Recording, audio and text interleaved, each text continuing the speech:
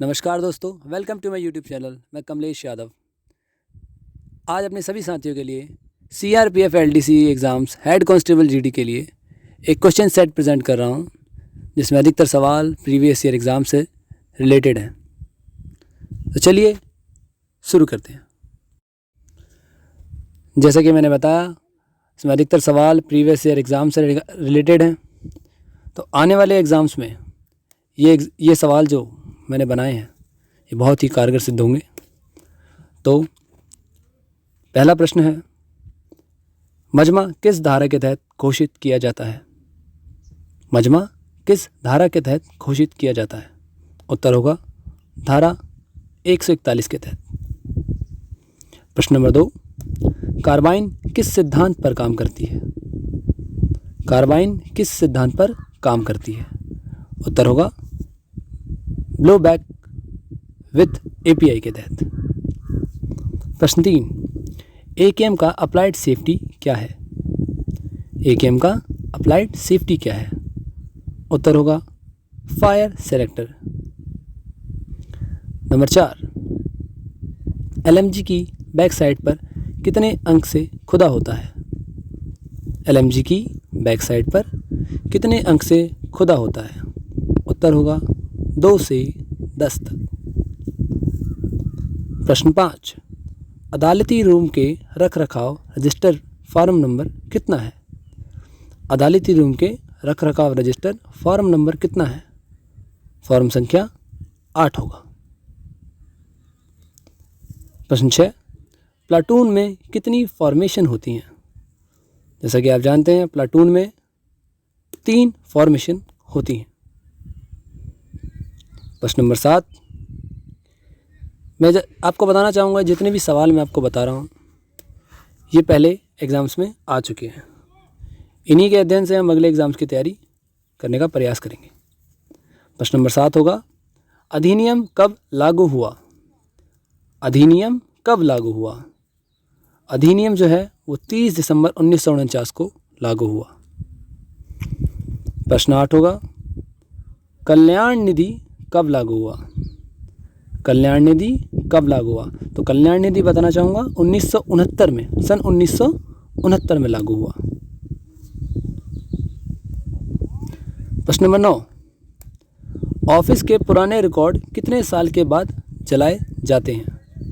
Office के पुराने record कितने साल के बाद जलाए जाते हैं? तो बता देना चाहूँगा कि ऑफिस के पुराने रिकॉर्ड जो हैं वो 5 साल के बाद जलाए जाते हैं। प्रश्न नंबर 10, फील्ड सिग्नल कितने प्रकार के होते हैं? सीआरपीएफ में अधिकतर होते हैं। हम जैसे कि जानते हैं, फील्ड सिग्नल जो होते हैं वो 3 प्रकार के होते हैं। प्रश्न नंबर 11, कौन कौन सी बटालियन अभी कार्यरत नहीं है? जैसा कि मैं जानता हूँ, ये सभी लोग जानते भी होंगे शायद, कि अभी जो बटालियन है वो 15, 17, 56, 57 और 59। Battalion 15, battalion 17, battalion 56, battalion 57, battalion 59 अभी कार्यरत नहीं है। अगला प्रश्न होगा प्रश्न नंबर 12, आरएएफ बटालियन कहाँ से कहाँ तक है? तो बताना चाहूँगा आरएएफ बटालियन जो है वो 99 से 108 तक है। बटालियन 99 से बटालियन 108 तक।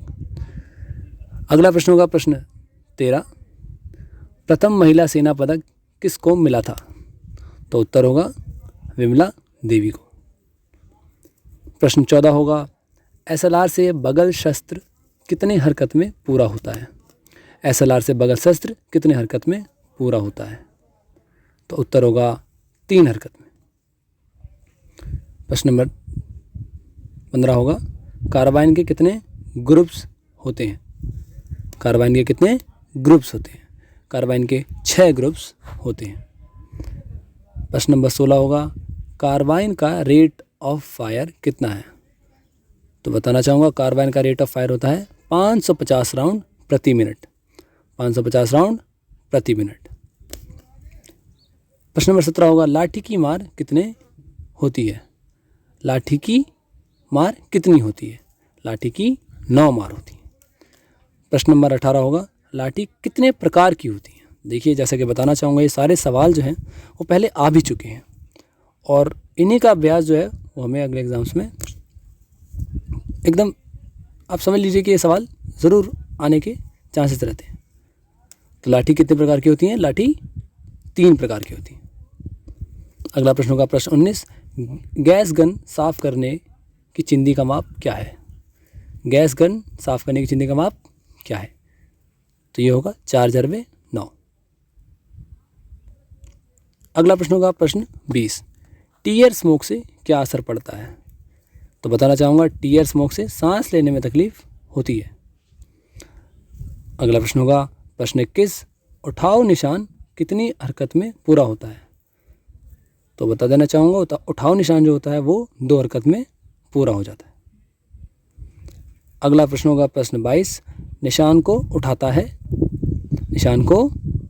उठाता है राजपत्रित अधिकारी यानी कि गजेटेड ऑफिसर। अगला प्रश्न होगा प्रश्न 23, इंसास का वजन कितना होता है। देखिए, जैसे कि जितने भी हमारे बल के सदस्य हैं सभी को पता होगा कि इंसास का जो वजन होता है वो 4.018 किलोग्राम होता है, यानी कि 4 किलो 18 ग्राम होता है। अगला प्रश्न होगा प्रश्न 24, इंसास राइफल का वजन भरी मैगजीन के साथ कितना होता है। इंसास राइफल का वजन भरी मैगजीन के साथ कितना होता है। इंसास राइफल का वजन भरी मैगजीन का होता है 4 किलो 308 ग्राम। 4 किलो 308 ग्राम। अगला प्रश्न होगा प्रश्न 25। देखिए, ऐसा सवाल है कि बहुत बार आ चुका है एग्जाम्स में, रिपीटेड क्वेश्चन है और बहुत ही अच्छा लगता है ये क्वेश्चन, मतलब हमें पता होना चाहिए इसके बारे में। ये प्रश्न है, ड्रिल भारत में कब आया। ड्रिल भारत में कब आया। तो बता देना चाहेंगे, ड्रिल भारत में 1835 में आया। अगला प्रश्न होगा प्रश्न 26, विन कार्ड फॉर्म संख्या क्या है। विन VIN कार्ड फॉर्म संख्या क्या है। तो विन कार्ड फॉर्म संख्या है 56। अगला प्रश्न है प्रश्न 27, संदेश फॉर्म संख्या। संदेश फॉर्म संख्या, तो संदेश फॉर्म संख्या होता है 129। अगला प्रश्न होगा प्रश्न 28, हथियार एवं एम्यूनेशन रजिस्टर संख्या क्या है। हथियार एवं एम्यूनेशन रजिस्टर संख्या क्या है। तो इसका उत्तर होगा 47। लिव एंड ड्यूटी सर्टिफिकेट संख्या क्या है। लीव एंड ड्यूटी सर्टिफिकेट संख्या क्या है। तो लीव ड्यूटी सर्टिफिकेट संख्या है 28। अगला प्रश्न है प्रश्न 30, आई कार्ड फॉर्म संख्या कितना है। आई कार्ड फॉर्म संख्या कितना है। तो उत्तर होगा 76 होता है। प्रश्न 31, मैस अटेंडेंस रजिस्टर फॉर्म संख्या कितना है। मैस अटेंडेंस रजिस्टर फॉर्म संख्या कितना है। तो उत्तर होगा 83। दर्शक लाइन बन पर कितने कदम आगे आते हैं। दर्शक लाइन बन पर कितने कदम आगे आते हैं। तो उत्तर होगा 16 कदम। समीक्षा क्रम, यानी अगला प्रश्न है प्रश्न 33, समीक्षा क्रम में कितने कदम आए। समीक्षा क्रम में 16 कदम आगे आए। अगला प्रश्न होगा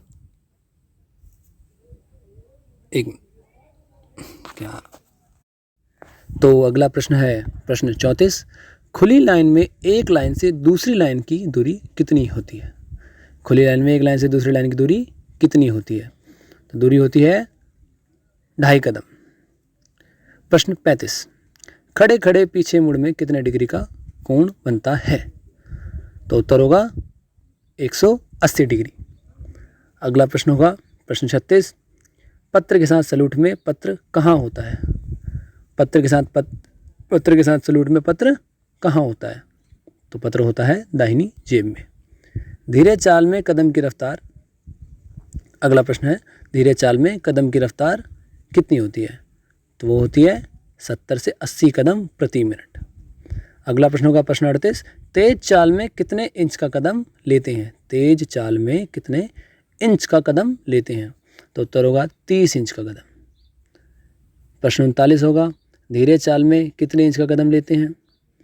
धीरे चाल में कितने इंच का कदम लेते हैं। उत्तर होगा 15 इंच के 2। प्रश्न 40 होगा, दाएं सज में कितने इंच का कदम लेते हैं। दाएं सज में कितने इंच का कदम लेते हैं। उत्तर होगा 15 इंच का। प्रश्न 41 होगा, किट इंस्पेक्शन फॉर्म संख्या कितनी है? उत्तर होगा 3। प्रश्न 42 होगा अर्धदलीय रूम किस धारा के अंतर्गत आता है? तो उत्तर होगा 32। प्रश्न 43 होगा अर्धदलीय रूम के रखरखाव रजिस्टर फॉर्म नंबर कितना होता है? उत्तर होगा 8। प्रश्न 44 होगा प्लाटून में कितनी फॉर्मेशन होती हैं? प्लाटून में कितनी फॉर्मेशन होती हैं? उत्तर होगा 3। प्रश्न 45 अधिनियम कब लागू हुआ? अधिनियम कब लागू हुआ? तो उत्तर होगा 30 दिसंबर 1949।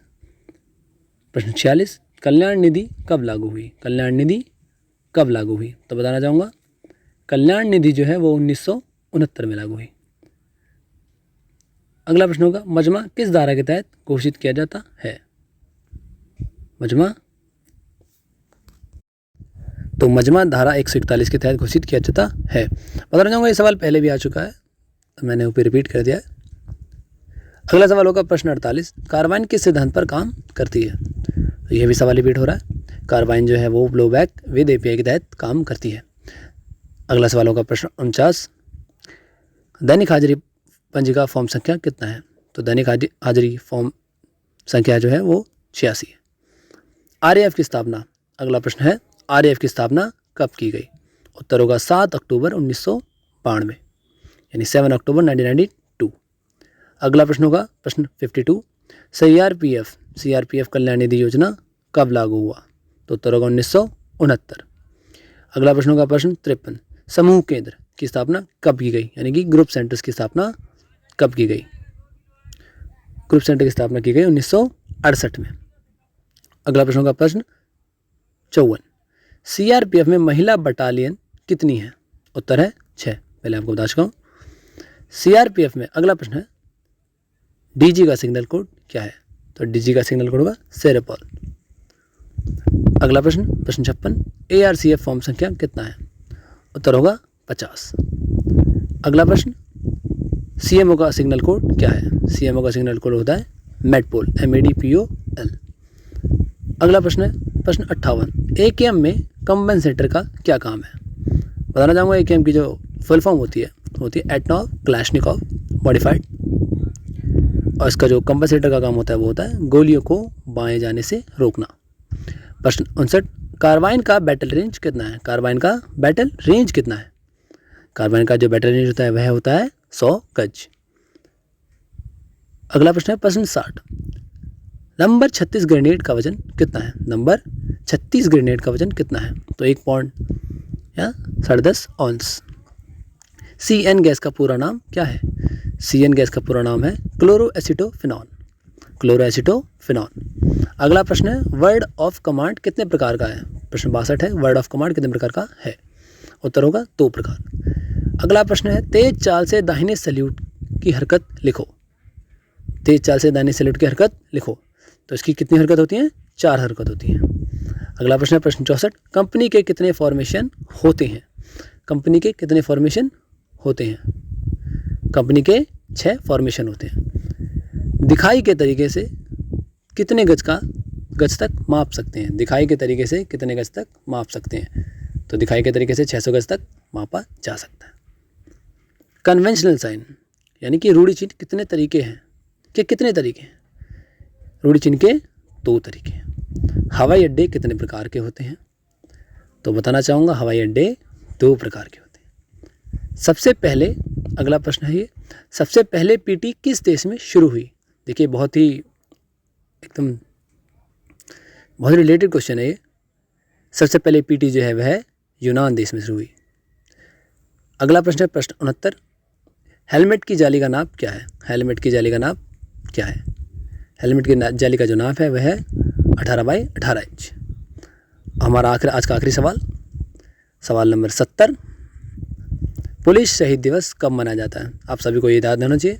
पुलिस शहीद दिवस जो है वह 21 अक्टूबर को मनाया जाता है। पुलिस शहीद दिवस 21 अक्टूबर को मनाया जाता है।